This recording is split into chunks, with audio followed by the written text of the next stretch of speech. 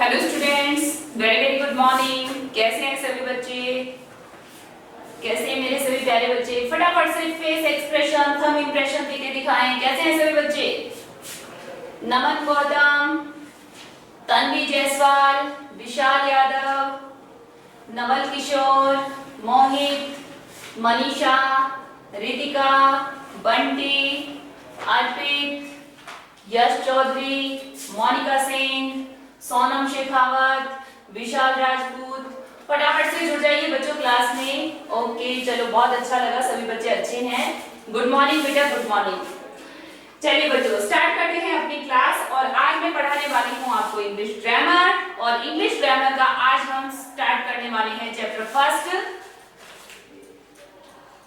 Tense तो हमने पढ़ लिया है, ठीक है। ग्रामर हमारी रेगुलर चल रही थी जिसमें हमने टेंस को स्टडी कर लिया है। लेकिन अब मैं आपको आपकी बुक से ही पढ़ाने वाली हूँ, जहां मैं आपको चैप्टर फर्स्ट आज पढ़ाऊंगी। और आपका चैप्टर फर्स्ट है फ्रेज, ठीक है।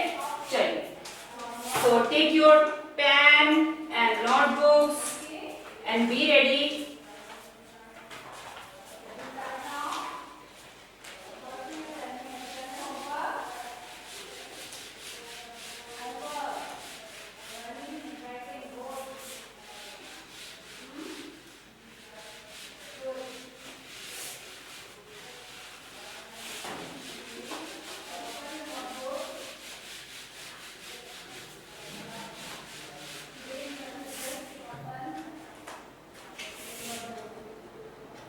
यस बेटा, अपना टॉपिक है फ्रेजेस।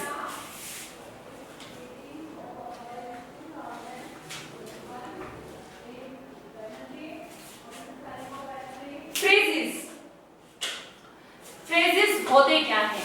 सबसे पहले हम जानेंगे कि फ्रेजेस होते क्या हैं। तो बच्चों, क्या होता है फ्रेज? फ्रेज को हिंदी में कहते हैं वाक्यांश। क्या कहते हैं इनको? वाक्यांश कहते हैं।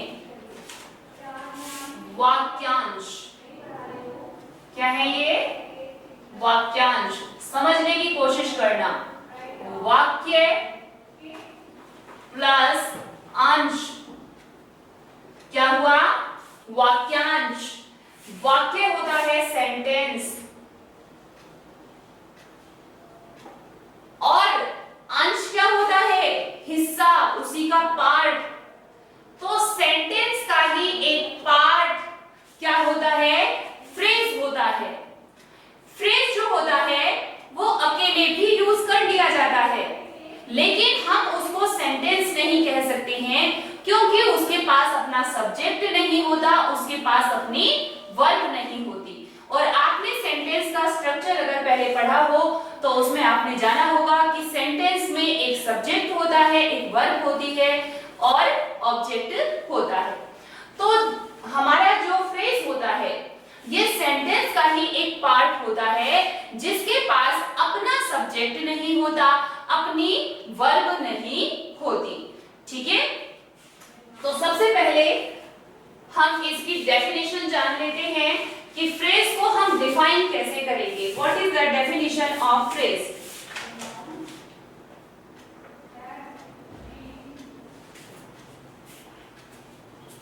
Definition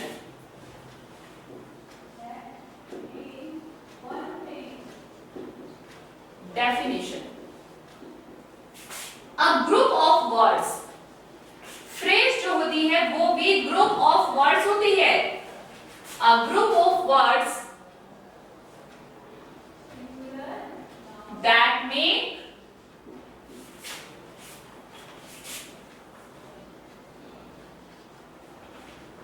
an incomplete sense.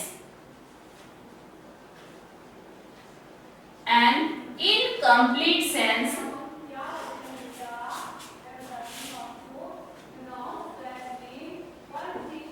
is called phrase.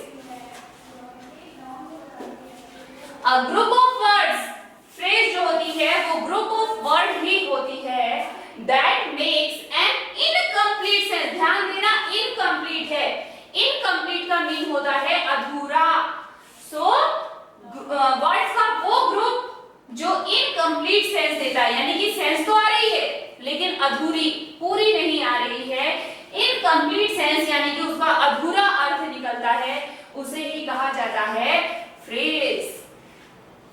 ठीक है, जैसे एग्जाम्पल ले लो,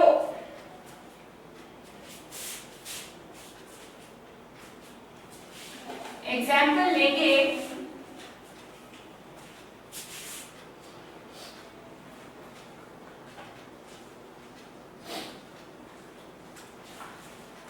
जैसे on the bench,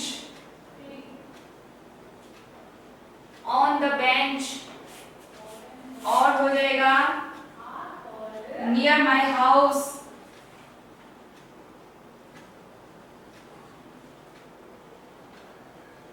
near my house, और हो जाएगा इन द ईस्ट, और हो जाएगा फॉर 10 रुपीज,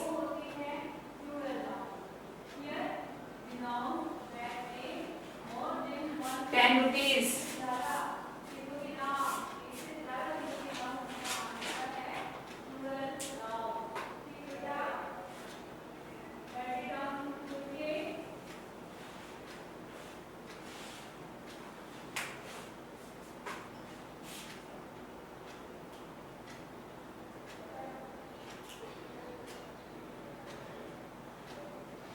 ओके, अब बच्चों ये जो हमारी फ्रेजेस होती हैं, इनकी खास बात क्या होती है?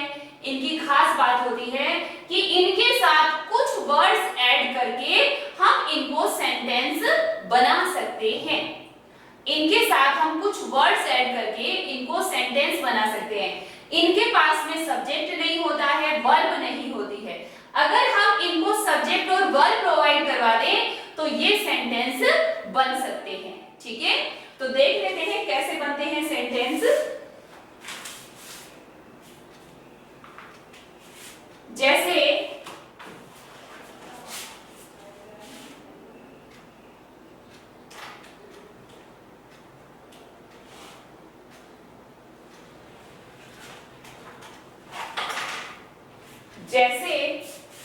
ऑन द बेंच का देख लो पहले।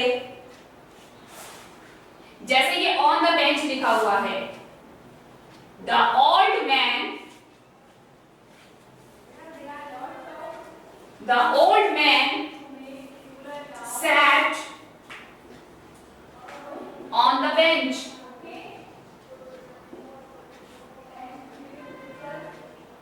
sat on the bench। देखो ऑन द बेंच हमारी फ्रेज है, हमने इसे सब्जेक्ट दे दिया द ओल्ड मैन और हमने इसको वर्ब दे दी sat। बूढ़ा आदमी बेंच पर बैठा है। ठीक है, बूढ़ा आदमी बेंच पर बैठा है, तो ऑन द बेंच से हमने एक सेंटेंस बना दिया। मैंने आपको क्या बताया है, फ्रेज के पास अपना सब्जेक्ट और अपनी वर्ब नहीं होती है।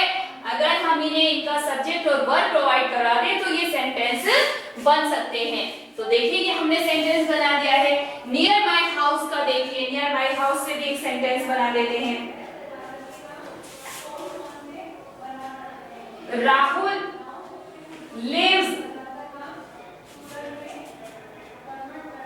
near my house, near my house।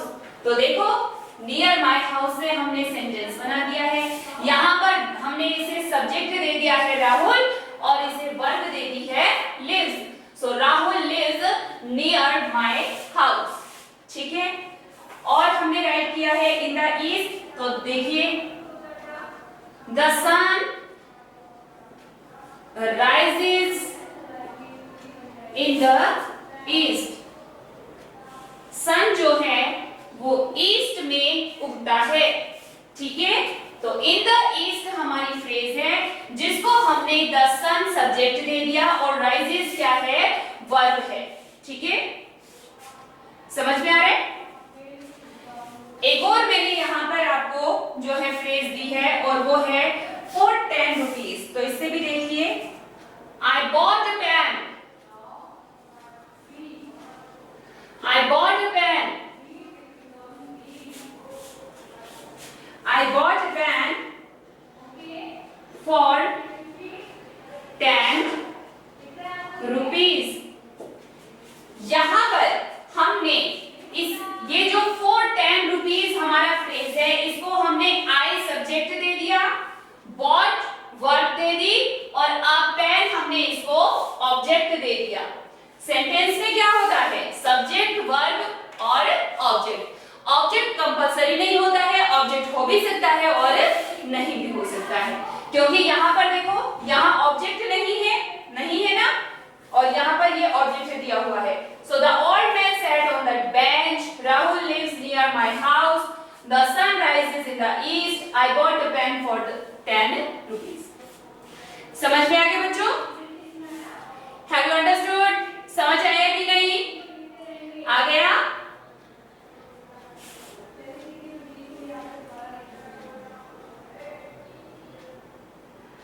Okay, very good. चलो, बहुत अच्छी बात है, समझ में आ गया है। अब बच्चों, क्योंकि फ्रेज एक बहुत बड़ा टॉपिक नहीं है, फ्रेज में आपको इतना सा ही समझना है कि जो फ्रेज होती है उसका सेंटेंस में क्या रोल होता है, या फ्रेज में जो ये पार्ट है, देखो आप कोई भी सेंटेंस आपको दिया गया है, उस सेंटेंस का आपको हर एक जो वर्ड होता है उसको आइडेंटिफाई करना आना चाहिए। सो यहाँ पर जैसे द ओल्ड मैन हमारा सब्जेक्ट है, सेट यहाँ पे हमारी वर्ब है, ऑन द बेंच जो है यहाँ पर हमारा फ्रेज है। ठीक है, आ गया समझ में? आ गया बच्चों समझ? चलिए, अब हम इसकी एक्सरसाइज सॉल्व करते हैं। एक एक्सरसाइज दी हुई है, पहले मैं आपको मौका दूंगी, आप सॉल्व करना, आंसर देना, और नहीं समझ आएगा तो फिर मैं आंसर दूंगी आपको। ठीक है, चलिए तो बच्चों सॉल्व करते हैं इसी से रिलेटेड एक exercise.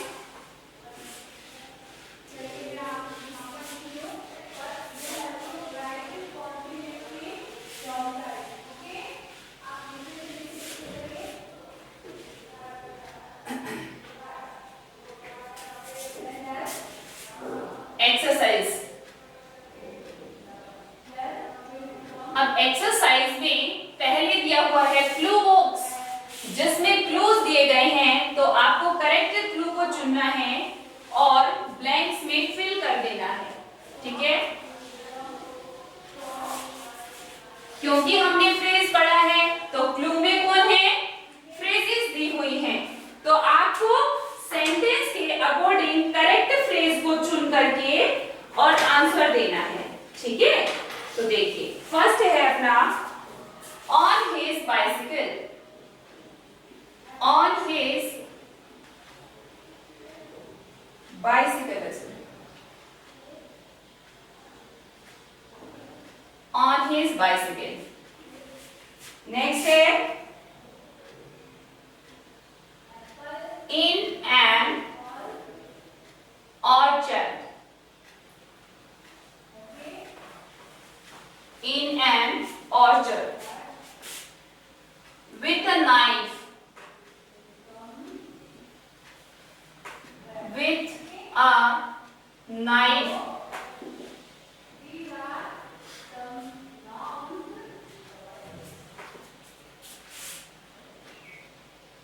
at the desk,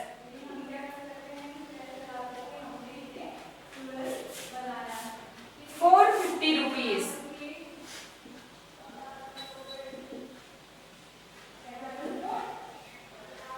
for 50 rupees। और लास्ट है on my wrist, on my wrist। अब हम राइट करते हैं सेंटेंस विथ ब्लैंक्स।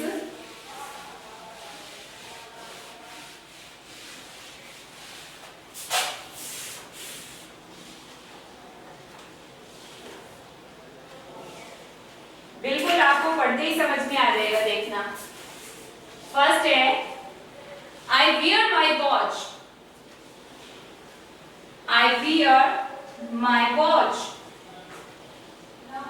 मैं मेरी वॉच को पहनता हूँ, मेरी घड़ी को पहनता हूँ। कहाँ पे पहनोगे आप उसे? ऑप्शन में से चुनना। ऑन हिज बाइसिकल, घड़ी को बाइसिकल पे पहनते हो।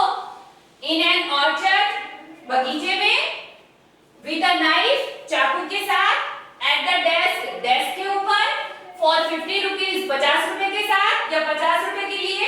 ऑन माई रिस्ट, या मेरी कलाई पर। ठीक है, सही ऑप्शन चुनना है और राइट करना है।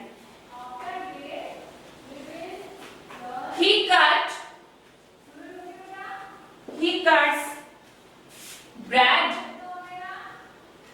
वो ब्रेड को काटता है। किससे काटेगा? Third, the student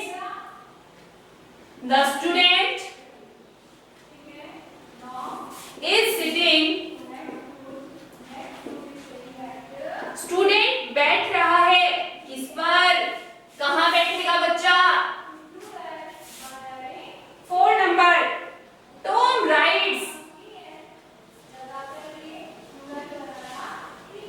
Tom rides कर रहा है, किस पे करेगा राइड? 5 number, Apple grows. सेब कहां उगते हैं? 6, my mother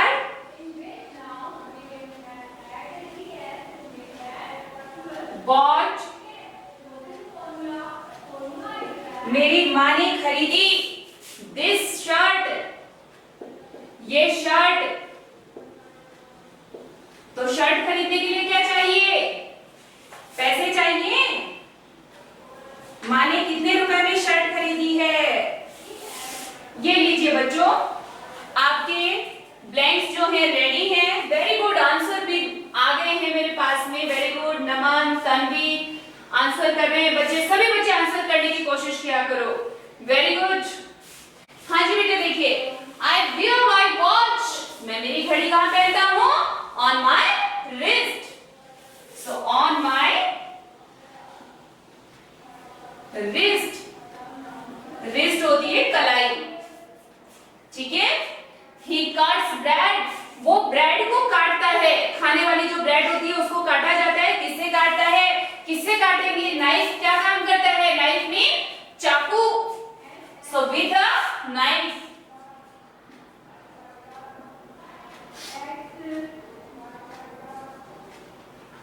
ठीक है। द स्टूडेंट इज सिटिंग, बच्चा स्टूडेंट कहां बैठ रहा है? At the desk. At the desk. ठीक है, very good Ritika. Tom rides, ride मतलब होता है सवारी करना, और राइड जो होता है वो 2 व्हीलर्स पर सवारी करने के लिए आता है। ठीक है। सो टॉम राइड्स, जिसके ऊपर आप बैठ करके सवारी करते हो ना, उसके लिए राइड्स आता है। ठीक है। तो Tom rides on his bicycle.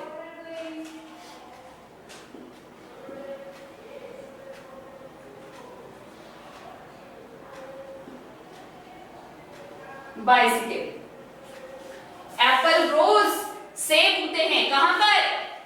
In an orchard, orchard होता है बगीचा।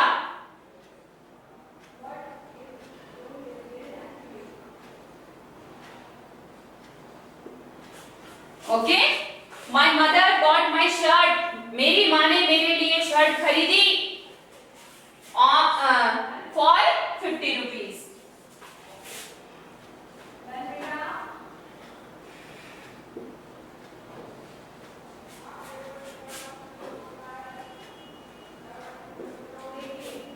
ओके बच्चों, आगे सभी को समझते हैं?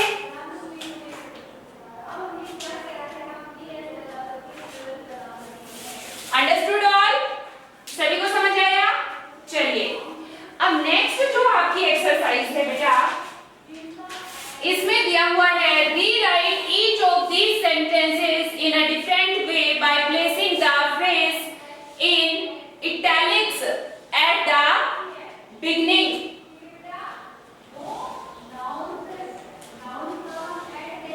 अच्छा, ये कह रहा है कि एक सेंटेंस लिखा हुआ है।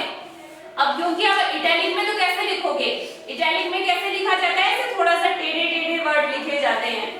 तो आप इटैलिक में ना लिख करके अंडरलाइन करना है आपको। सेंटेंस लिखा हुआ है पूरा, उसमें से आपको फ्रेज वाला जो पार्ट है उसको अंडरलाइन करना है, ठीक है। So have you written this, written this.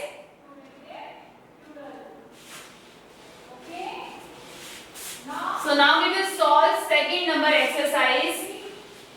Underline the phrase. Second exercise है आपकी।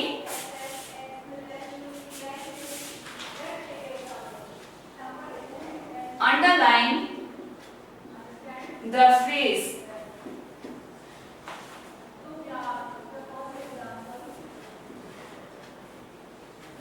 Underline the phrases. आपको अंडरलाइन करना है फ्रेजेस को।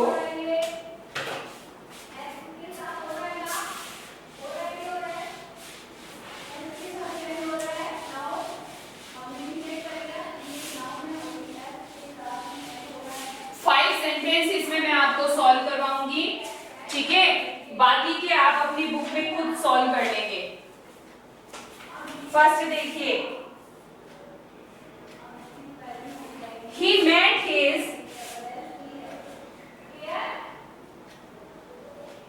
met his old friend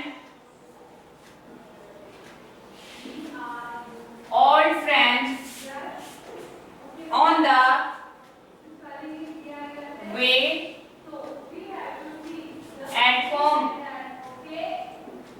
घर के रास्ते में वो अपने पुराने दोस्त से मिला।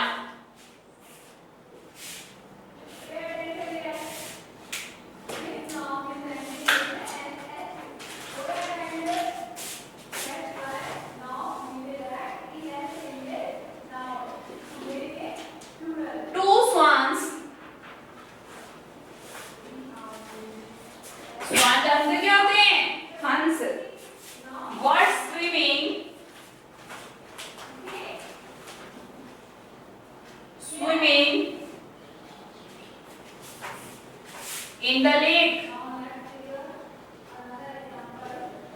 In the lake.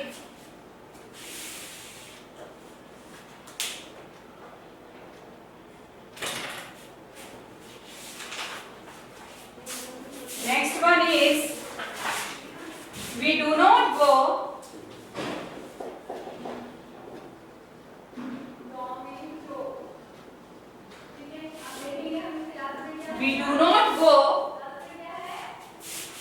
to school on Sunday. हम संडे को स्कूल नहीं जाते हैं।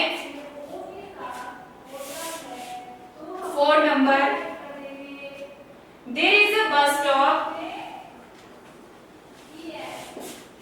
There is a bus stop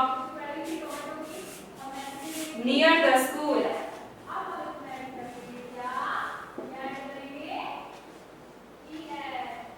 Near the school.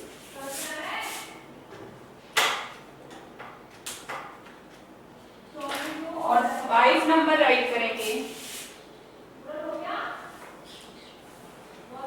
All the boys go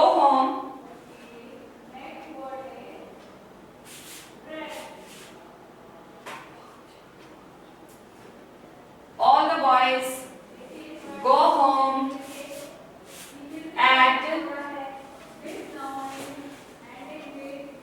4 o'clock. ले लीजिए बच्चों। अब जो बाकी के सेंटेंस हैं वो आप अपनी बुक में बाय सेल्फ सॉल्व करेंगे।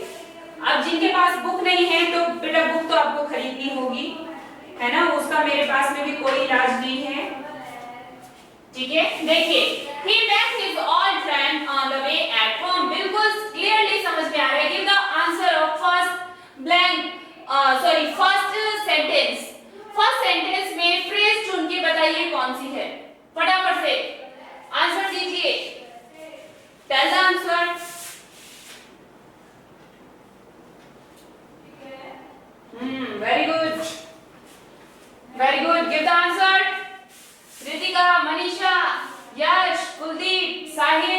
तनिष आंसर दो बच्चों, बंटी आंसर दो फटाफट से।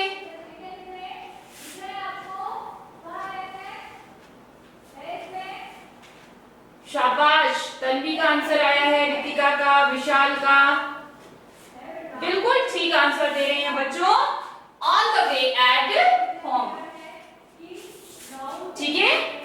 To swans were swimming in the lake. Two swans were swimming in the lake. And what will be the answer? In the lake.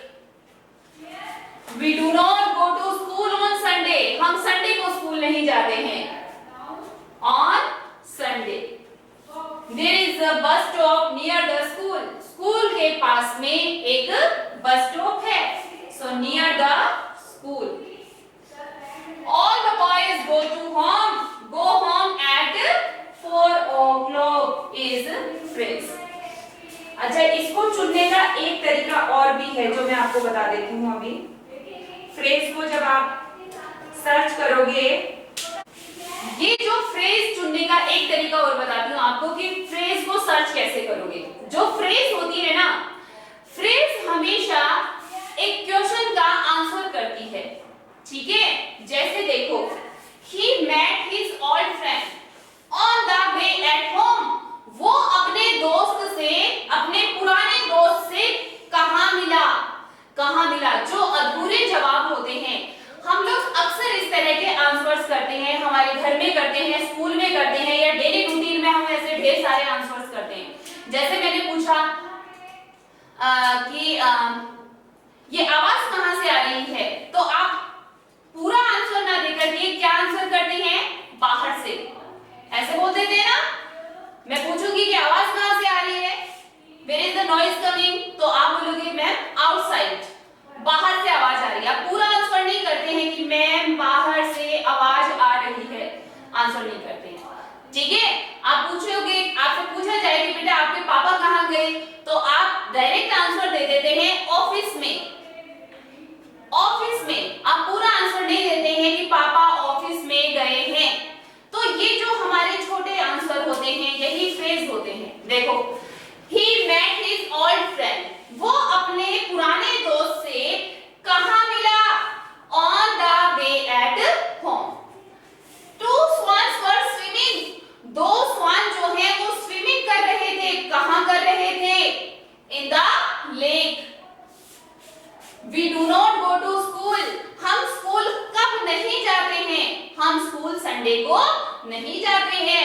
So we do not go to school on Sunday. There is a bus stop, bus stop कहाँ पर है, near the school, school के पास में है।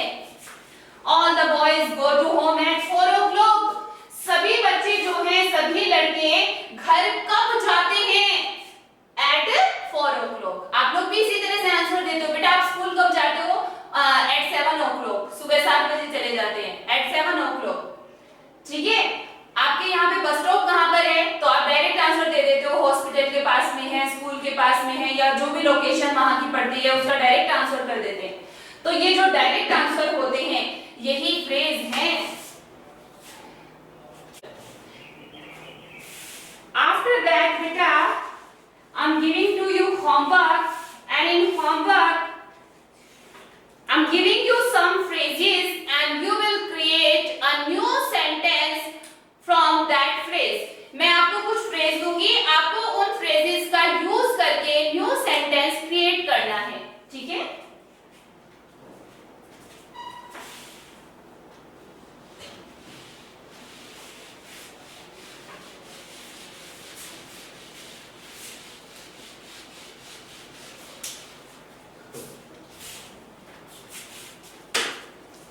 फटाफट से note करेंगे। 5 phrases I am giving to you. Number 1, in front of, in front of। Second है of gold। थर्ड है in the morning, in the morning। 4 number है टू प्ले क्रिकेट,